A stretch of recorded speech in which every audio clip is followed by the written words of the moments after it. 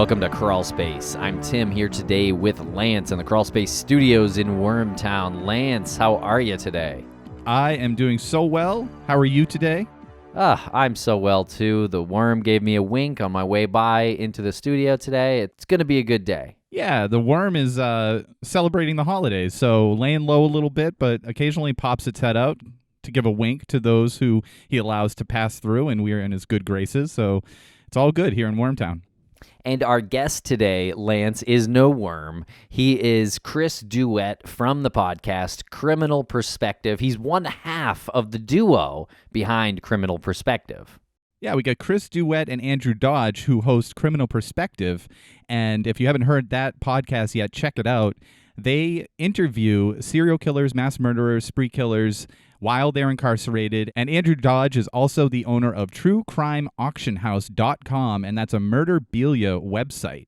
And he was not able to join us on this interview because he was in the field doing some actual, hands-on, getting the hands dirty type work. He was in prison, in death row, interviewing a convicted murderer. Yeah, it's pretty wild, and he sort of has an extensive relationship with some of these people, and a lot of them, too. So it's really endlessly fascinating, their process and what they do to get their interviews. And if you haven't heard Criminal Perspective, check it out. We've run a couple of episodes on these airwaves here, but you got to subscribe to it because what they're doing over there is really special. And they also have a Patreon page. I think it's only $3 to join, and you get their content. So check that out too. There are links in the show notes. I also wanted to say that there's a new True Crime Twins episode coming out this week. So check that out and subscribe to True Crime Twins if you don't already. The return of True Crime Twins.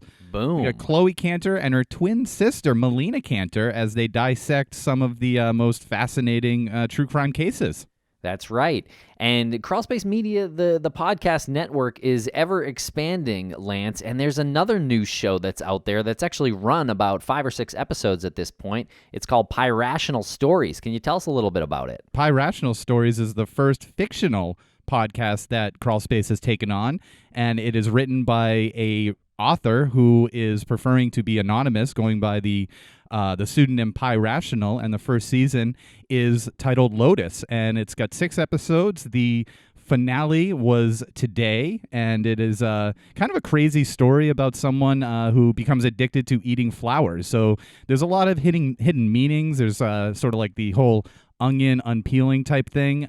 Check that out. 6 episodes of Lotus, and we got a new season coming up probably in December or January. Okay, great. So a lot of stuff to check out over the holiday weekend. So really enjoy the holidays with your family, everybody. Get in your Crawlspace Media Network listening, and thanks a lot. And you know what you can talk about during your Thanksgiving dinner? You can talk about politics, or you can talk about the season finale of Lotus, or you can talk about Chris Duett almost dying from laughing too hard.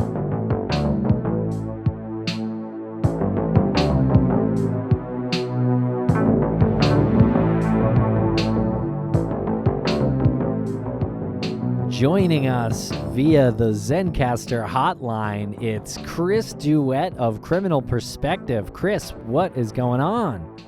A bunch of coffee, and I'm getting ready for some good times with you guys. So yes. Well, why don't you go ahead and plug that coffee?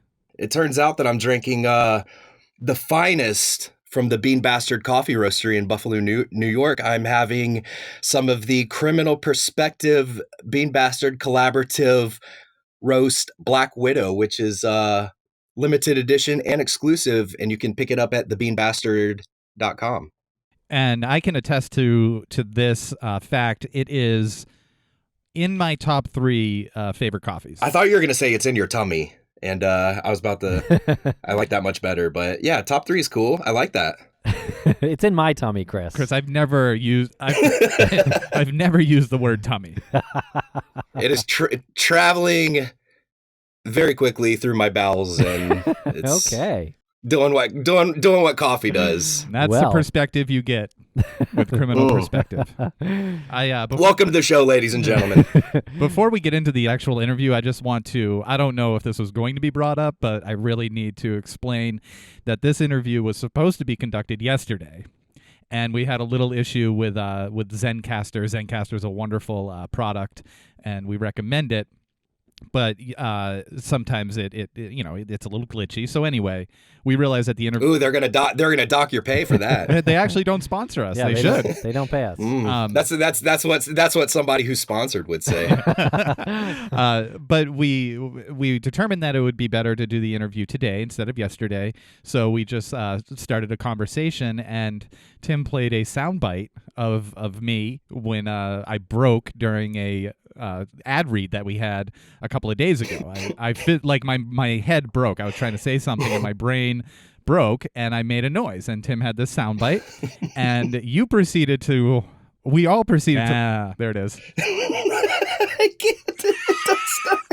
You proceeded to laugh. You said something that was. You laughed so hard. You said you were having a heart attack and you couldn't feel your arm. Okay. So hold on. So I have a bad. Well, I've had a bad cold for about a week now. You might have to edit out some coughing and stuff here and there, but this went on for a good 20 minutes, and I was laughing so much and so hard that my chest was hurting. And then after my chest started hurting, because I know that's like the first sign of a heart attack is your fucking arm goes numb, and my left arm went numb because I don't know, I was laughing so much, and I seriously, like, I was laughing thinking that I was gonna die. I think that's what it was. That's what kept making me laugh harder. Aside from the soundbite, was that if you were having a heart attack, you were laughing so you couldn't stop laughing during a heart attack. I could not stop laughing. It was I could if somebody came and put a fucking gun to my head yesterday and said, "Stop fucking laughing right now, or I'm gonna pull the trigger." Like, I couldn't stop laughing. Like, I'd be dead. It was incredible. Yeah.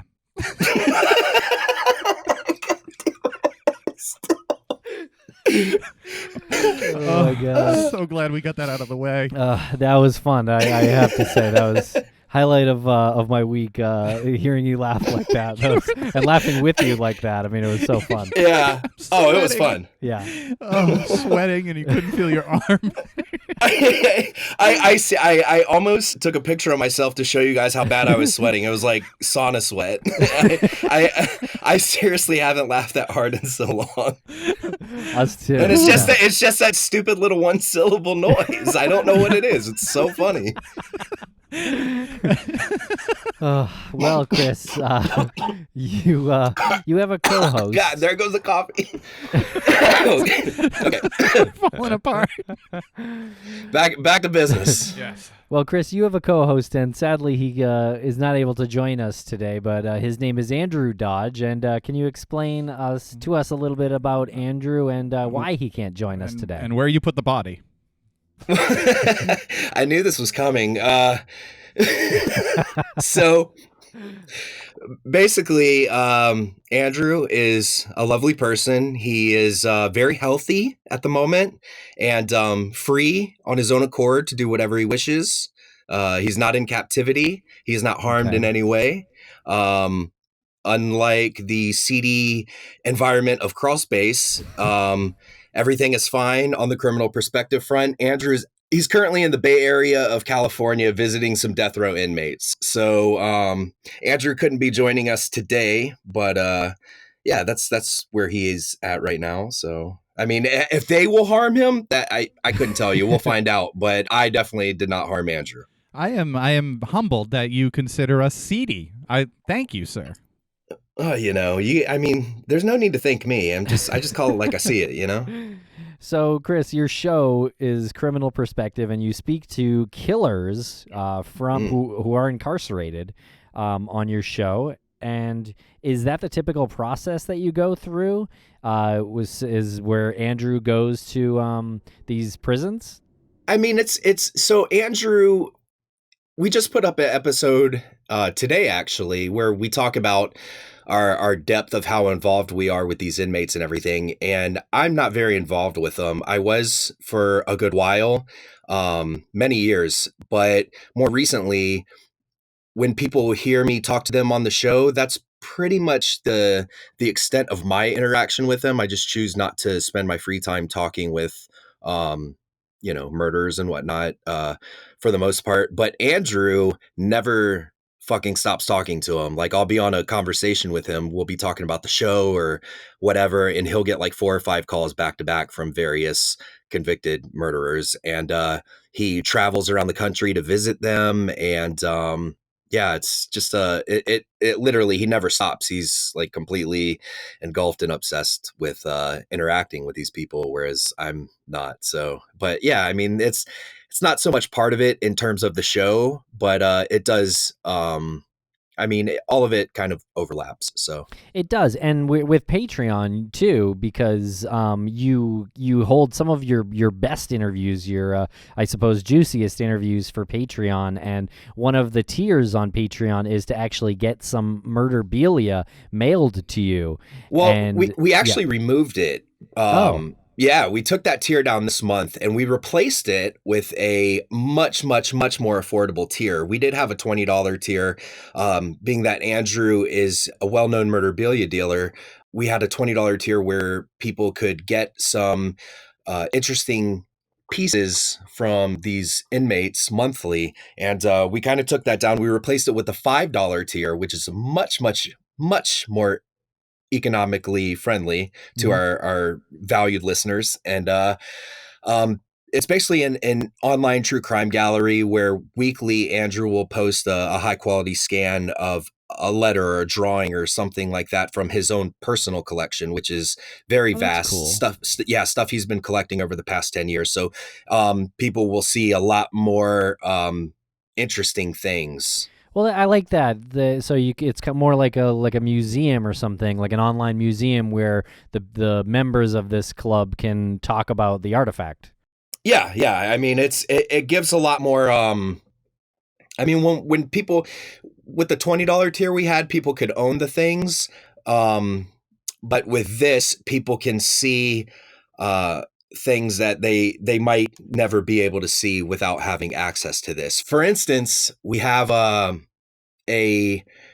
couple journal pages from the recent Dayton, Ohio mass shooter, Connor Betts, and we obtained this from one of Connor Betts' friends, and the FBI seized all the other journal pages, and they didn't take these two, and Andrew owns them now, and eventually we'll be posting these for people to look at, and things like this, things that like people would literally not see if it wasn't for this tier on Patreon. I got so many questions about this.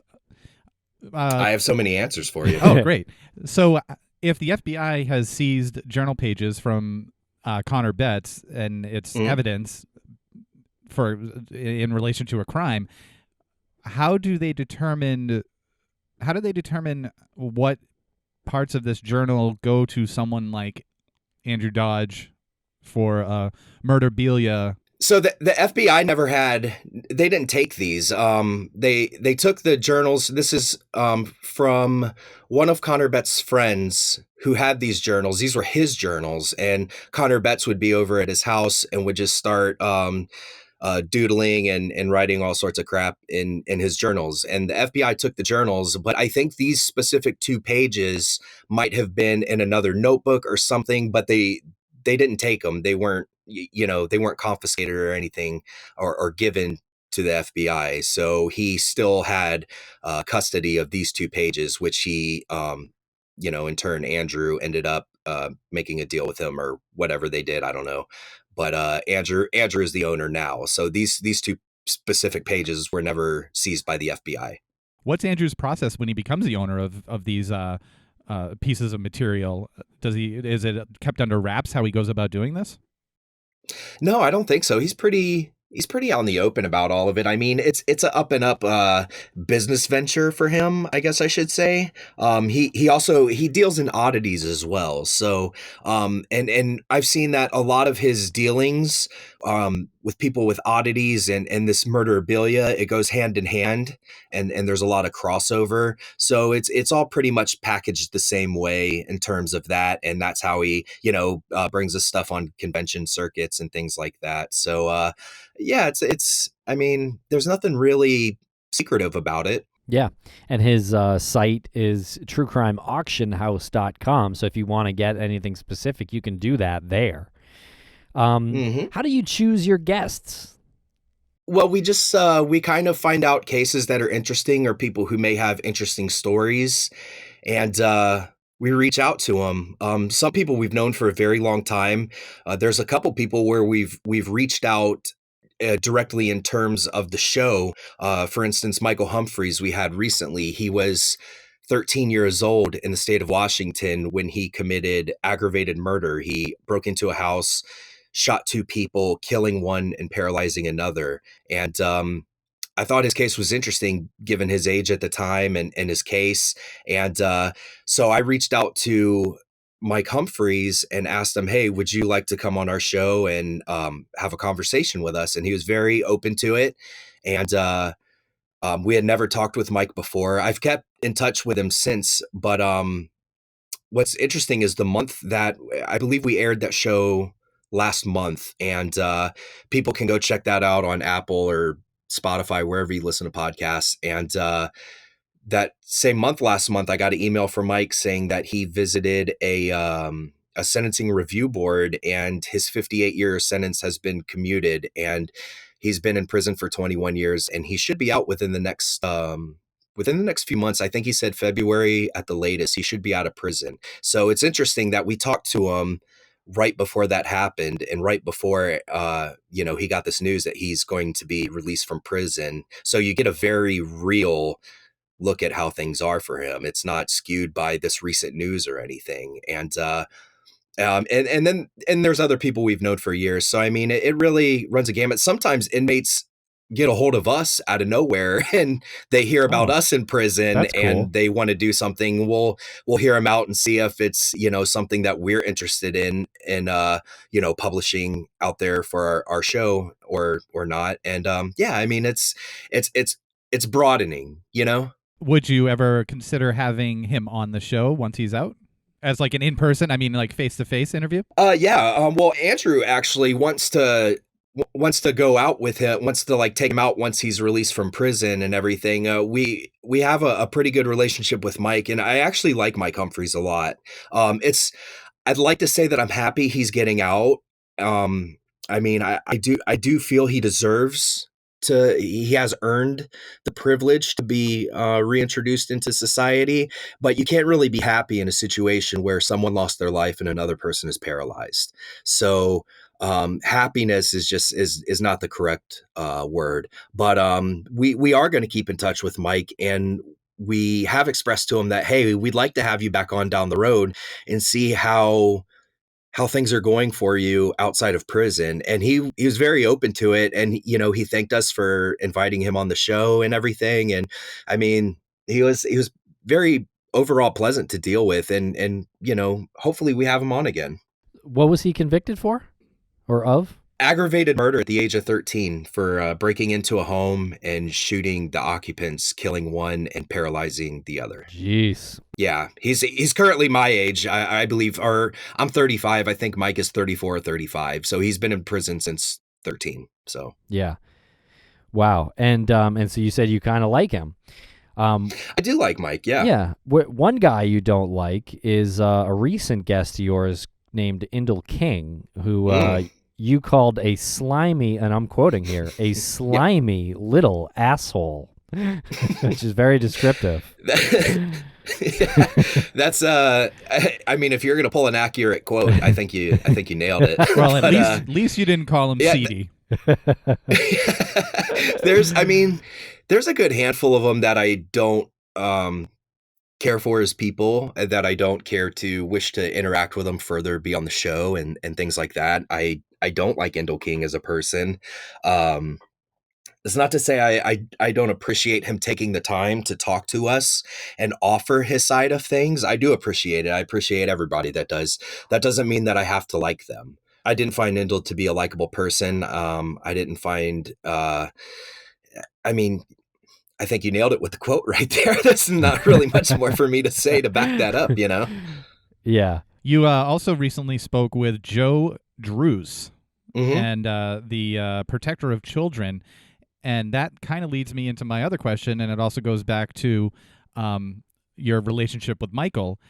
That you're about to showcase somebody who's been in prison since 13. They're finally getting out, and they committed a horrific crime, but now they're being reintroduced to society. And then you speak to Joe Druce. I just feel like your show, you and Andrew's show, runs the entire spectrum of education, and the title is literally what it is, a criminal perspective. And when people hear about the murderabilia, I'm sure you get a lot of questions like, why are you so fascinated with this? There's a huge educational and social value to what you're talking about. I mean, it's going to be fascinating to hear what Michael has to say about coming into a world that he's never been a part of during his formidable years. 13 to, you said, like 33, 34? He is? Oh yeah. When we spoke to him, it's these little things you don't think about when he's telling us, I've never had a driver's license. I've never, I've never gone to the prom. I mean, stuff like that, like the very basic things he hasn't had a chance to experience. So he has, when you think about that, he has so much catching up to do, not to mention technology. I think it was 1998 when his crime occurred, and he was arrested the same day. The technology to catch up on society has changed vastly since 1998. I mean, there's so much. And it's just very interesting. And we try not to, I think that because Andrew and I have had a heavy focus on serial killers and mass murderers over the past decades through our own personal interests, we try not to sit in and pigeonhole ourselves into like one slot of criminal. We try to offer various different stories of various different people, and you get a lot more that way, and you can really see the spectrum of I mean, so much different stuff at play with these people's lives and their cases. It's crazy. Like no two episodes are the same, because these people don't have identical stories. They don't. Right. Talk a little bit about Joe Druce now on that end of the spectrum, and what he's in Yes. prison for, and how he views himself and his crimes. Okay, so Joe Druce refers to himself as the protector of children, and a basic Seems rundown nice. of Joe Druce was, Yeah. it sounds nice. Sounds nice. He's local to you guys. He's from Boston. Yeah, and, wicked accent. So Joe was in prison for a murder, and he talked to us a bit about that, about his original case that landed him in prison. But more so, what he's known for is while he was in prison, he murdered a very prolific serial child molester who is also a Roman Catholic priest in Boston, a man named John Gagin. And his case was very high profile. This kind of really broke out the Catholic Church in terms of all the scandal and things like that. John Gagin was really the one who busted that wide open. Horrible human being, molested countless amounts of children, and Joe kind of goes over what happened, what transpired between him and John Gagin. But basically, one day Joe Druce went into Gagin's cell and beat and strangled him to death. And I mean, very brutally. This was not he wasn't gentle. He brutalized John Gagin. And there's actually video on YouTube if people look up Joe Druce, and you can see leaked video from correctional cameras within the facility showing, I think it was like 12 or 13 officers trying to get into the cell to stop this murder, and people pulling John Gagin's body out of the cell and all this stuff. And it's interesting because Andrew and I have known about this for a long time, and Andrew has known Joe for a very long time, but we never knew how he was keeping that cell door from getting open from 12 or 13 correctional officers, and Joe tells us on the podcast, and we get those details, those things that we didn't know before and that aren't really out there. Yeah. So What it's did a he very say? interesting. He said it was a book that he used to jam the door, but the book he used was in terms of the crime. The book he used is quite poetic. when he recounts it. Can I guess? You got to listen to it. It's interesting. It's not something that I did listen. I forgot. Oh, you did listen to it. I didn't recall. I did, but I didn't. I don't recall that detail. It was The Notebook by Nicholas Sparks. That's what I was going to guess. Yeah, I forget off the top of my head, but I do remember that it does have some poetic significance in terms of what he did, what he was doing, what he was using the book for. If you go back and listen to it, you'll find out what I mean. Now he seemed to think that he was almost set up to sort of take the fall for that guy's murder. He thinks the system kind of. The system went against him on it, and you know, he took some undue punishment. But as he tells it, he had a panic attack, an episode. He was molested as a child.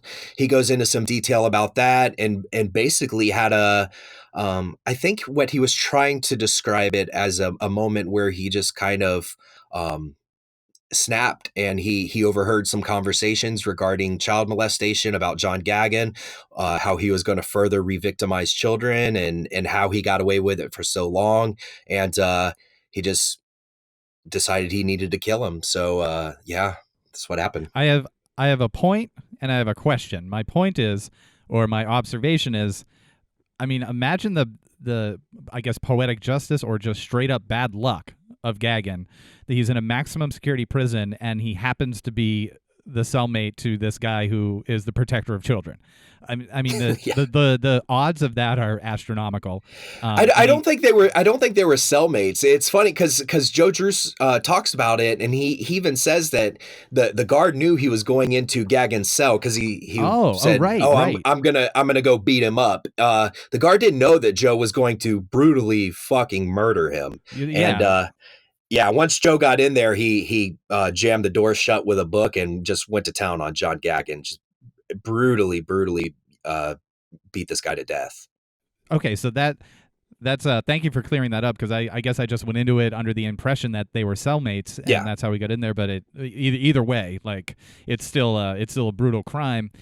His reasoning for doing it seems sort of honorable on some level, but how do you and Andrew balance that with Joe Druce being a white supremacist? Was he officially like an official white supremacist?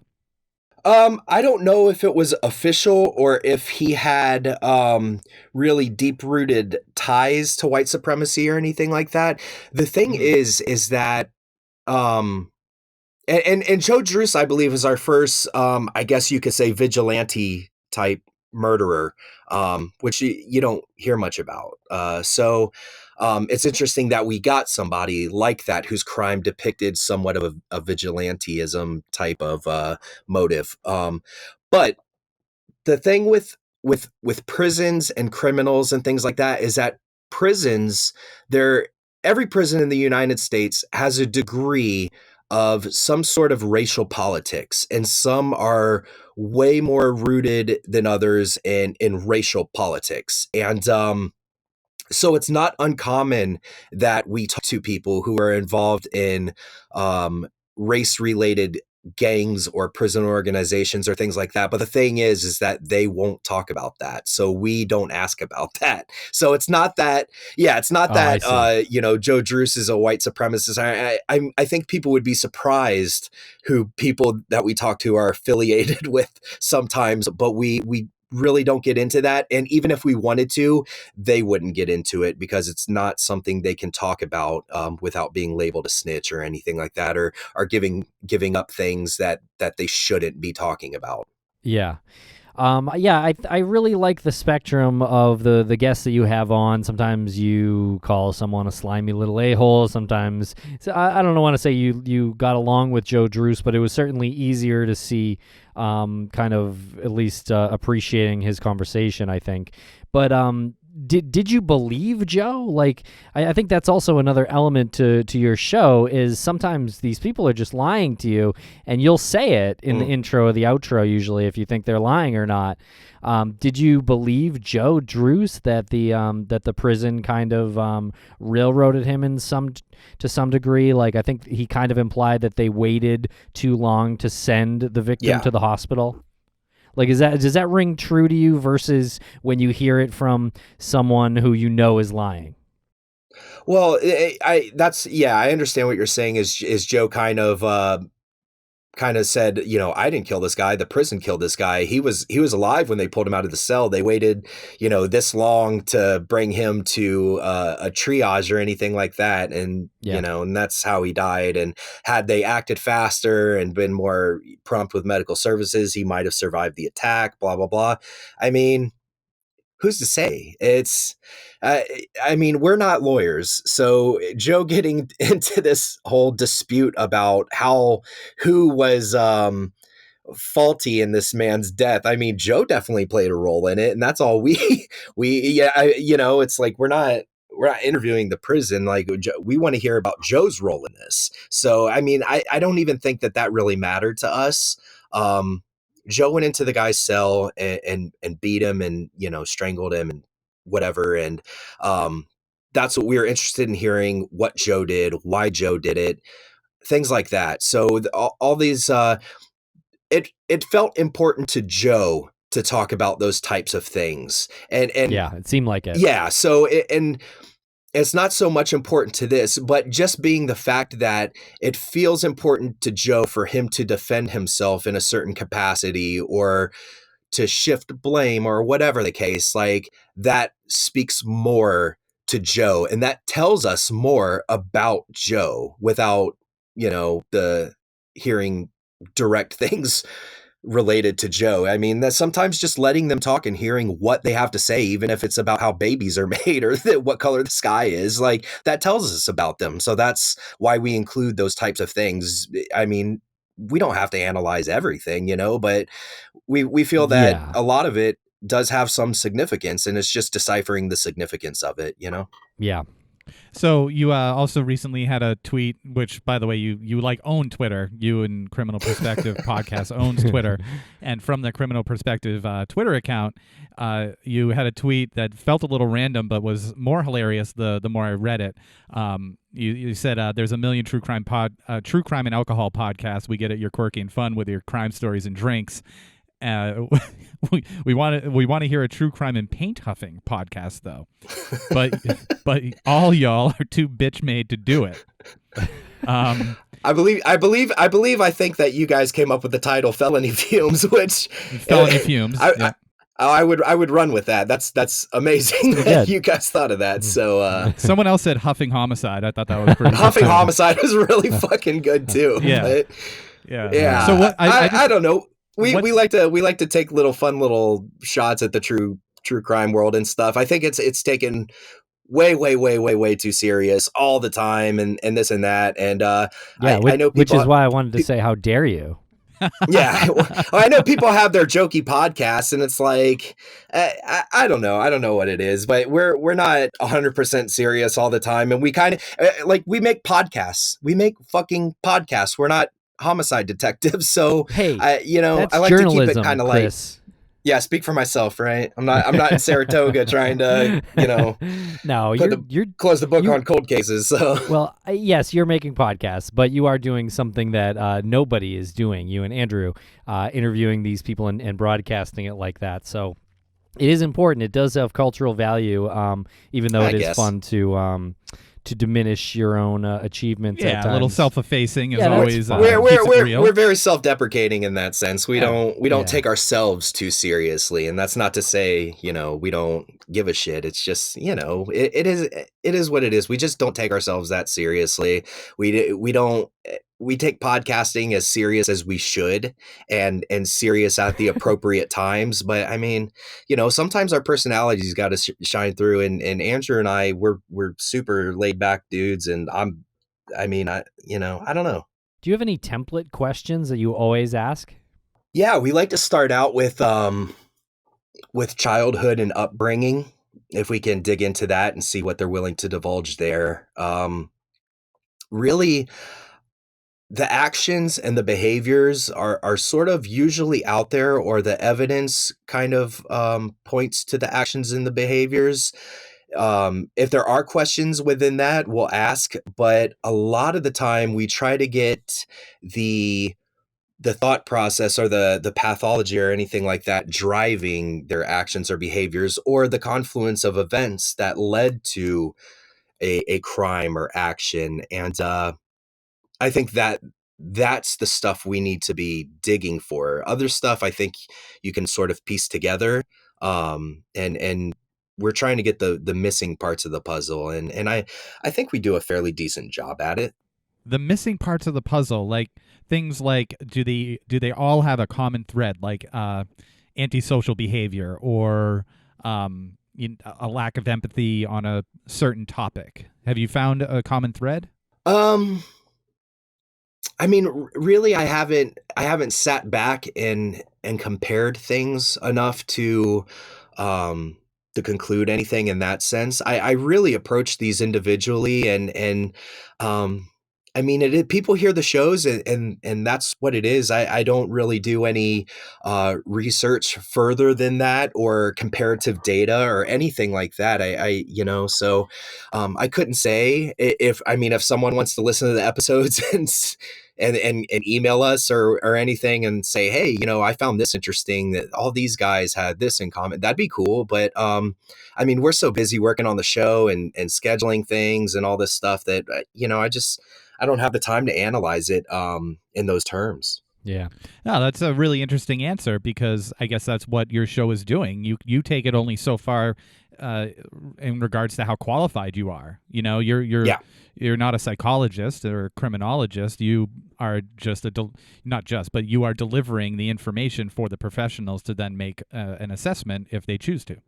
Yeah, I mean, we do offer our opinions on Of their course. case or on their interview, or something like that. That's not to say that we hold our opinions in high regard or professional regard. We don't. I mean, it's our show, so we feel that it's okay for us to do that. But really, we sometimes we feel it necessary to bring on some experts and really get a true expert opinion on the material. But yeah, Andrew and I are regular guys. We've been doing this for a long time. Whatever emphasis you want to put on our experience, doing this for 10 years is completely on you. But yeah, we're not, like you said, we're not psychologists, we're not criminologists, we're not investigators, we're not journalists, we're not any of these things. We're doing what we've been doing for the past, I don't know, 10, 11 years, and we're just recording it now. And we're having the same conversations we would have regardless of a show or not. I mean, it's very natural in that sense. Yeah. Do you ask people either on the record or off the record if they've killed separately to what they're convicted for, or has that ever come up that someone's talking about a murder that people didn't know about? It has come up. We do ask that, and not all the time on the record. For instance, we're currently trying to get in an interview with someone who Andrew's known for a very long time. I've talked to him a few times. I don't want to say who it is, but it's a very high profile serial killer, and he he's always maintained innocence. However, uh, there's just some things he's said to us that um, make us feel that he's very much guilty of the crimes that he is accused and convicted of. And he wants to do an interview with us, but he wants to use a contraband cell phone so that he's not recorded on a state phone. So we we've been trying to work this out for a long time without contributing to giving this fucking dude a cell phone or shit like that. But Yeah. if he does get a cell phone and wants to call us and do this interview and tell all, yeah, we're gonna let him. But Wow.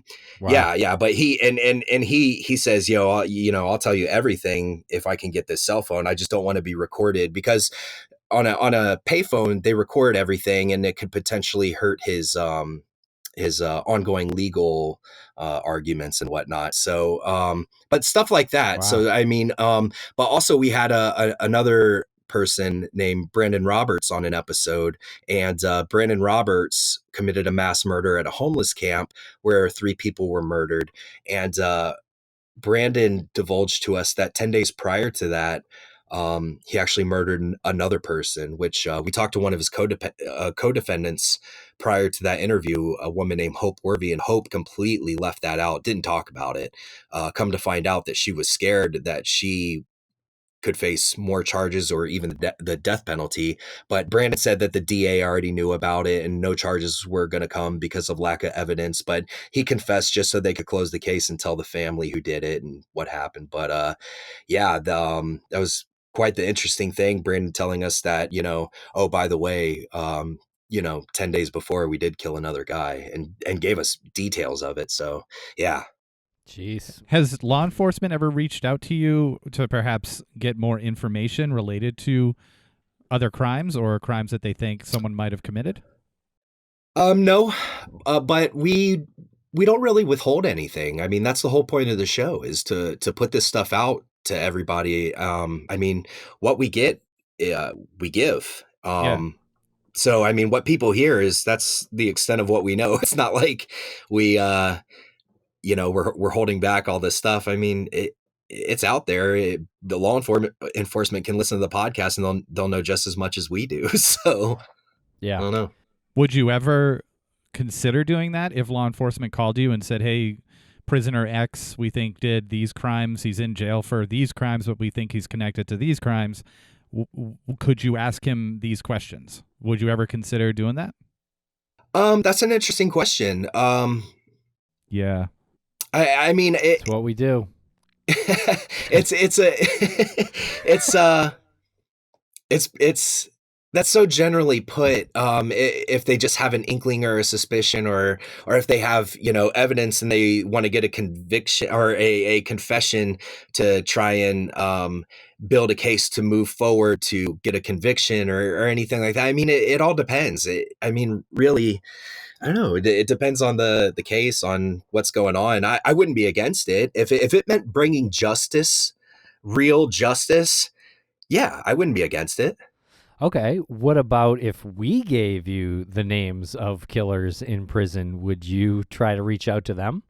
Killers in prison? There's a lot of killers in prison. I reach out to them constantly. I really don't need you. It's kind of what we do. Well, perfect then. And then this fits right in. Dude, wait, hold on. You mean to tell me that there's killers in prison? Thankfully. A couple. Yeah, there's actually a couple here that I am curious if you would be able to I don't know, talk to and potentially get anything out of. I mean, we'd be open to it. Right. Who do you got? Well, there's this couple from the border of Vermont and New Hampshire who abducted a woman in their car and killed her, and then killed another woman. It's Patricia and Alan Prue. And they struck near the area where Maura Murray was killed and dumped this victim's body near the Connecticut River. And so I don't know. I guess I was just wondering if, these are people who literally left their houses in the hopes of trying to pick someone up off the street and kill them. Yeah. And so I'm wondering if maybe they did that to Maura, or maybe if they've heard in their prison system of someone who did. I mean, I would definitely be open to asking. It never hurts to ask. That's not always to say that they have an answer for me. Yeah. But I would definitely ask that. That's actually really interesting. And yeah, you never know. And people do talk in the prison system, and we've actually spoken to several serial killers who will tell us about other people's cases, and there's a few where we've asked, hey, is this person really innocent? Have you talked to this person? And they'll say, no, they're not innocent. They've bragged about their crime in here, Right. which is, contrary to what they always tell us. But yeah, I mean, I would definitely be open to asking about unresolved cases or other things like that. And if people had any knowledge or involvement. But Cool. I really doubt that they would be like, oh yeah, we killed her. It's just, it doesn't happen like that a lot. So, Yeah. but yeah, I mean, curious. it doesn't hurt. You never know. So Yeah.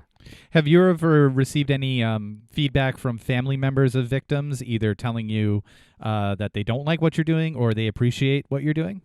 That's actually a really good question. what we Nothing do. negative. Yeah, good question for once, Lance. Great job. That was pre-recorded from a while ago. There's a sound bite from 6 months ago from another show. I'm taking the bait. So, who's laughing? Is that Tim? Yeah. so Tim was laughing because he had to run over to the computer to hit the soundboard. to make me laugh. Misery Okay, loves we're company.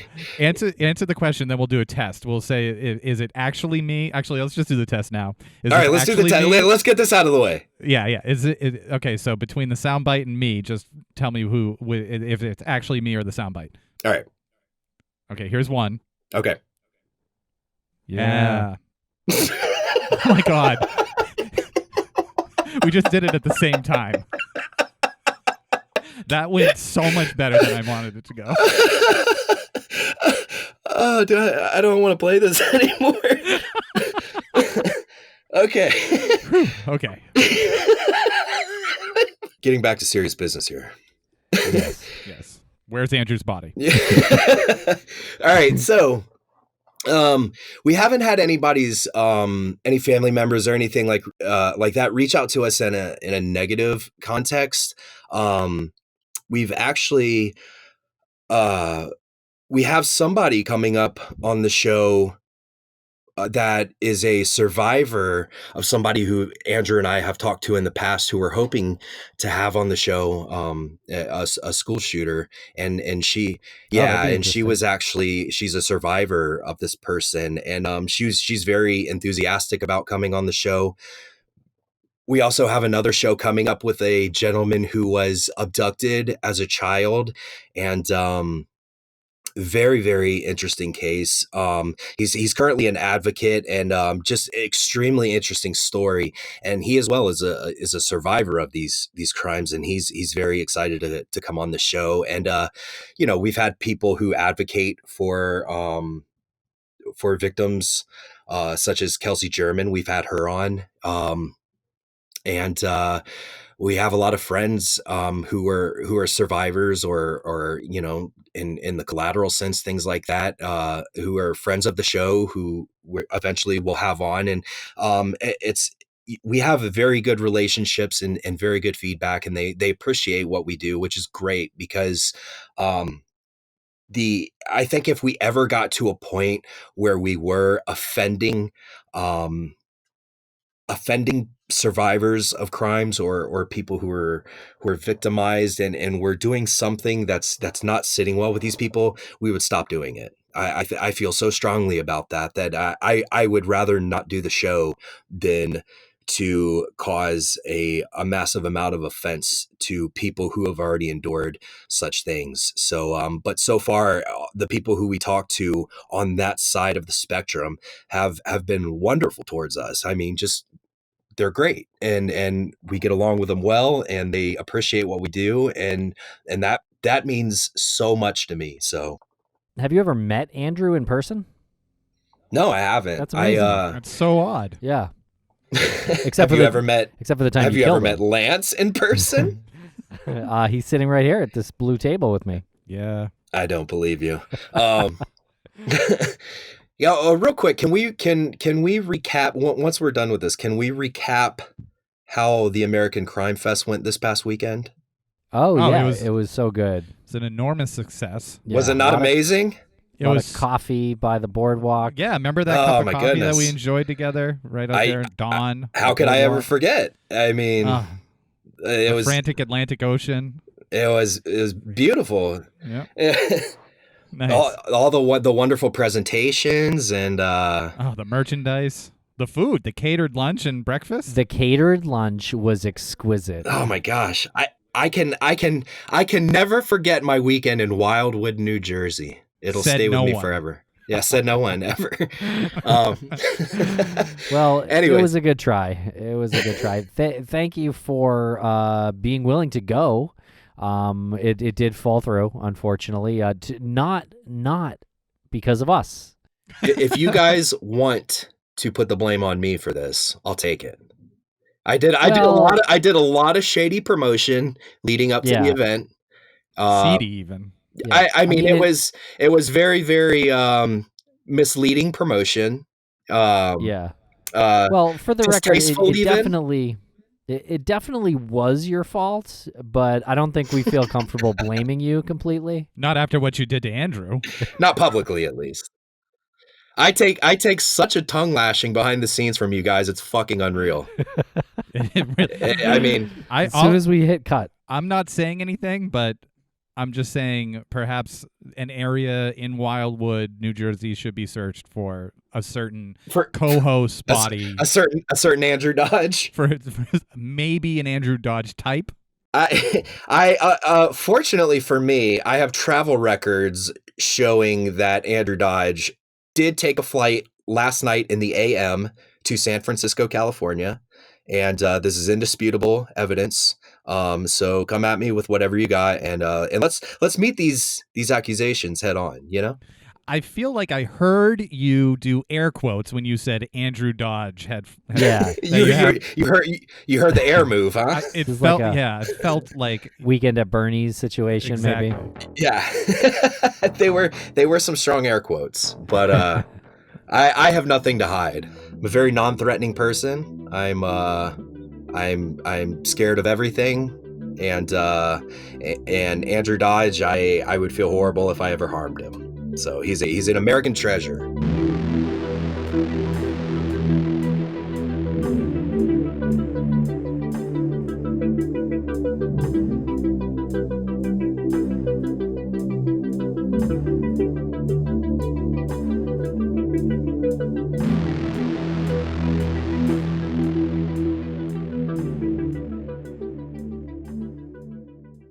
I like coffee when I sip it like this.